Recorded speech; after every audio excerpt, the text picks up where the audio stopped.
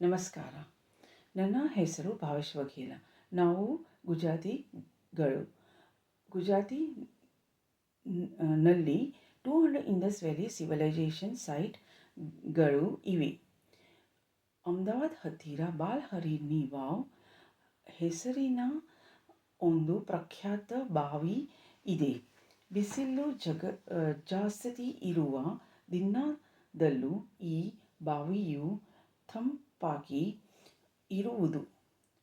ಈ ತಟ್ಟೆಯಲ್ಲಿ 2 ಕೇಸರ್ ಮಾವಿನ ಮತ್ತು ಅಮೂಲ್ ಮೊಸರು ಇದೆ. ಇವು 2 ಜಗತ್ತಿಗೆ ಗುಜರಾತಿನ ಪ್ರಸಿದ್ಧ ಕೊಡುಗೆ. ನಮ್ಮ ಕನ್ನಡಿಗರು ಗಿರೀಶ್ ಕಾರ್ನಾಡ್ ಮತ್ತು ಆನಂದ್ ನಾಗ್ ಅವರು ಈ ವಿಷಯದ ಬಗ್ಗೆ ನಟಿಸಿರುವ ಚಲನಚಿತ್ರ ಮಂಥನ್ ನೀವು ನೋಡಿ. ಈ ಉಡುಪಿನ ಹೆಸರು ಬಾಂಧಣಿ.